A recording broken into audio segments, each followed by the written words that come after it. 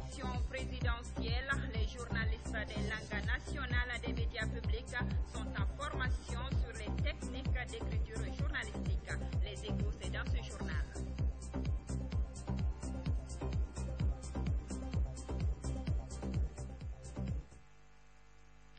Une fois encore, bonsoir. À la une de l'actualité, l'Assomption a été célébrée ce samedi 15 août partout dans le monde.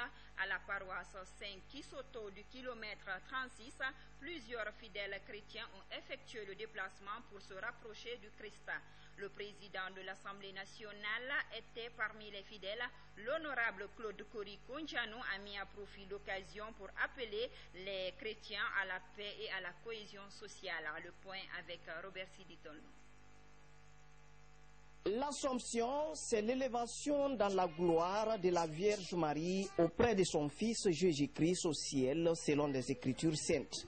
En la paroisse Saint-Kizito du kilomètre 36, les fidèles chrétiens se sont massivement mobilisés autour de cette solennité pour chanter et louer Dieu pour tous ses bienfaits. Ce signe de la Vierge Marie incarne en elle trois signes que je voudrais développer. D'abord, le signe du combat contre les forces du mal, en même temps que signe de victoire. Elle incarne également le signe de la reconnaissance de Dieu vis-à-vis de l'humanité. Dieu est reconnaissant vis-à-vis d'elle, vis-à-vis de l'humanité. Et donc, nous allons célébrer Dieu qui est reconnaissant vis-à-vis de nous. Et enfin, elle incarne le signe de l'espérance. Le signe de l'espérance, c'est une femme enceinte. C'est une communauté naissante. C'est un peuple en cheminement comme le nôtre. Un peuple qui va mettre au monde un nouveau peuple. Nous venons vraiment dire à la Sainte Vierge Marie de nous protéger de l'avantage et de nous vraiment garder auprès de lui. Prenant part à cette célébration, le président de l'Assemblée nationale a prié pour la paix et le renforcement de l'unité nationale. L'honorable Claude Kori-Kondiano a promis d'être proche des populations pendant ces fêtes religieuses. Que je cherche à être au contact vraiment du peuple. Je cherche à être au contact, et c'est là en permanence, de la base, parce que c'est à ce niveau qu'on peut s'instruire, c'est à ce niveau qu'on peut se construire, et c'est à ce niveau qu'on peut être utile au peuple, puisque à chaque occasion, il vous passe un message. Tout catholique qui croit en Dieu et qui croit en ce miracle-là ne peut qu'être heureux, comblé de joie à chaque fête d'Assomption. La célébration de cette solennité se tient au moment où la paroisse Saint-Kizito du kilomètre 36 est en plein chantier de construction. L'honorable Claude Kori-Kondiano a saisi l'occasion pour visiter le chantier et encourager les initiateurs. Fait de société à présent, le marché de Madina, l'un des plus grands marchés du pays, a du mal à se défaire des tas d'ordures. Cette réalité qui n'échappe pas les autorités ne trouve toujours pas sa solution. Suivez ce constat de Salematou Kamara. C'est dans cette insalubrité que ces femmes revendent les articles divers dans le marché Madina. Un phénomène qui pourrait être à la base de certaines maladies. Ces femmes se disent inquiètes de cette situation.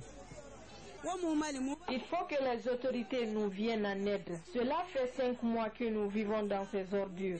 Or, les taxes sont données à temps. Face à ce problème, ces femmes déplorent et lancent un appel au niveau des autorités de la capitale.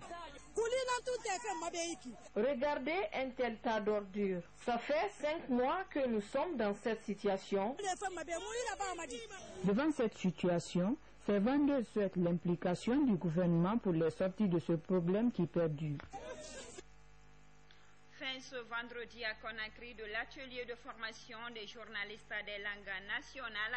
Pendant 3 jours, ces hommes des médias publics se sont familiarisés avec les techniques d'écriture journalistique. Cette formation vise à outiller les journalistes pour une meilleure couverture des élections présidentielles. Kadiatou Chérif nous signe ce compte-rendu. 3 jours ont permis à ces journalistes de langue nationale des médias publics d'apprendre en cette période préélectorale l'écriture journalistique.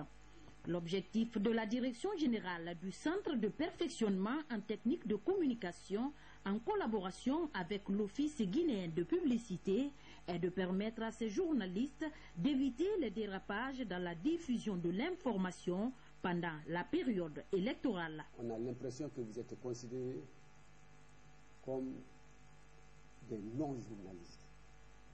Or, c'est à vous que l'écrasante majorité de la population a accès. J'insiste sur 2 points. Tout ça, c'est que la langue n'y est pour rien dans le journalisme. Le journalisme est une profession, c'est une technique. Il y a le second point, je voudrais vous dire que vous devez considérer que vous êtes des journalistes responsables. Un journaliste responsable, c'est celui qui ne dit pas tout de n'importe quelle façon. Donc, il faut faire beaucoup attention en parlant. Il faut connaître votre cible. Droits et devoirs du journaliste, voilà entre autres thèmes sur lesquels l'accent a été mis au cours de cette formation. C'est pourquoi, au terme des travaux, les participants n'ont pas caché leurs sentiments.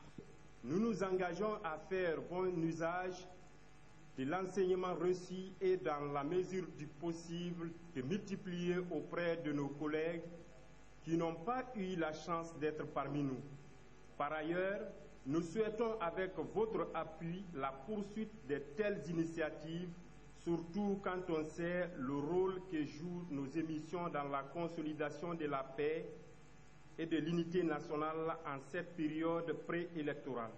Avec la formation de ces journalistes de langue nationale, l'espoir est permis quant au respect de l'éthique et de la déontologie du métier de journaliste, toute chose qui contribuerait à la consolidation de la paix, surtout en période électorale.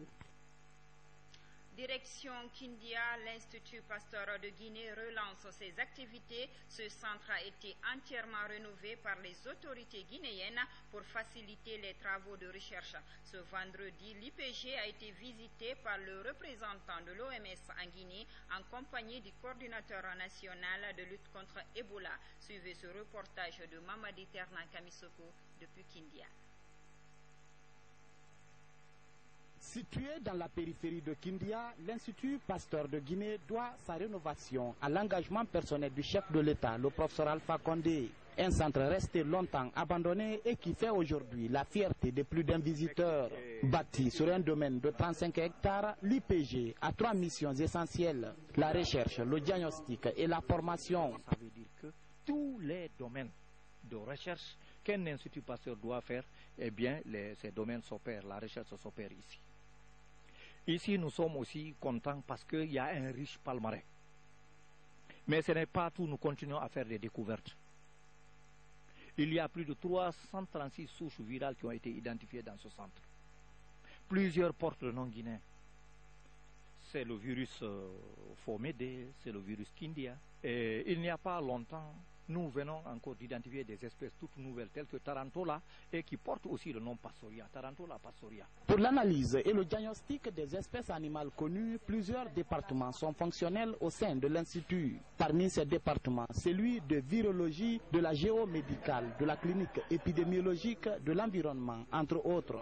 Nous avons beaucoup d'ambition. Nous voulons faire d'ici un centre multidisciplinaire, mais de recherche.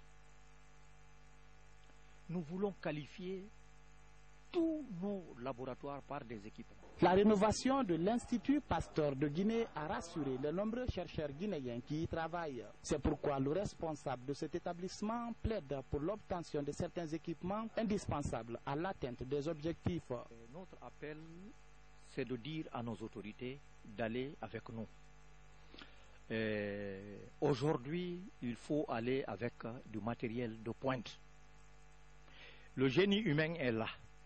Les grands chercheurs sont là. Il y a beaucoup de scientifiques ici. Il y a beaucoup de PhD, il y a beaucoup de professeurs. Mais pour être au diapason de la science, il nous faut un équipement qui répond aux nouvelles exigences. En visitant les installations de l'IPG, le représentant de l'Organisation mondiale de la santé a dit toute la satisfaction de son agence avec la relance des activités de l'Institut.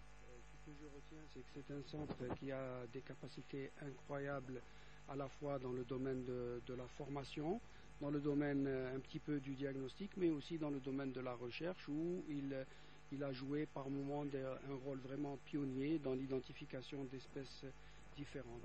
L'IPG, l'Institut Pasteur de Guinée, a joué un grand rôle par le passé dans la découverte du vaccin BCG contre la tuberculose. Avec la volonté affichée des autorités, cet institut pourrait les années à venir concurrencer les grandes structures aussi bien sur le continent africain qu'à travers le monde. Préparatif des élections présidentielles, le RPG Arc-en-Ciel continue d'enregistrer des soutiens. Ce vendredi, deux nouveaux mouvements des jeunes de Matam et de Madina sont venus rencontrer le gouverneur de la ville de Conakry pour exprimer leur adhésion au programme de société du chef de l'État. Compte rendu Aïssata Marshall. À quelques mois de la tenue de l'élection présidentielle du 11 octobre, les mouvements de soutien à la candidature du professeur Alpha Condé se multiplient. Ces deux autres mouvements des jeunes de Matam et de Madina sont venus exprimer au gouverneur de la ville de Conakry leur adhésion au programme de société du président de la République, mais surtout pour la réélection du professeur Alpha Condé le 11 octobre prochain. Le professeur Alpha Condé, nous savons réellement ce qu'il fait pour la jeunesse guinéenne. Et il se bat pour l'emploi, la promotion, et il a beaucoup fait. Aujourd'hui, la Guinée a reconnu le mouvement Albert Damantan de soutenir tous derrière le président Alpha Condé pour sa réélection dès le premier tour. Les militants et militantes du RPG Arc-en-Ciel et les militants du mouvement Akewala en particulier sont en pied d'œuvre pour respecter la sagesse du renferme. Cet adage qui dit on ne change pas une équipe qui gagne, car avec le professeur Alpha Condé, c'est la Guinée qui gagne. Le gouverneur de la ville de Conakry s'est réjoui de l'initiative de ces jeunes. Il a invité ces jeunes à resserrer les rangs derrière le RPG Arc-en-Ciel. La priorité du professeur Alpha Condé est la jeunesse et les femmes. Je vous remercie pour la grande mobilisation le jour de la convention. Vous avez montré que la puissance existe dans les forces. Le veut que Dieu veut. Il faut bannir l'ethnicisme, l'ethnicité. Il faut bannir le régionalisme. Montrer que le peuple, le Soussou, le Malinké, le Forestier sont tous des Guinéens. Ces deux mouvements des jeunes de Matam et de Madina viennent ainsi s'ajouter aux autres mouvements de soutien pour appuyer la candidature du président de la République le 11 octobre prochain. Sport, avant de se quitter, la 12e assemblée ordinaire de la Fédération guinéenne de football s'est tenue hier au Palais du Peuple. Le président sortant Salifou Camara a été reconduit pour un mandat de 4 ans. Almami Laïsouma, pour le détail. 84 sur les 121 membres statutaires ont renouvelé leur suffrage au candidat Camara Salifou, président sortant de l'institution, contre 33 voix pour son challenger Djibril Beken Diarra. Au poste de vice-présidence, Amadou Diaby et Mme Traoré Galikatou Diallo ont fait leur entrée dans le nouveau bureau face à Elhadji Ibrahima Sori Konté, ancien vice-président du bureau sortant.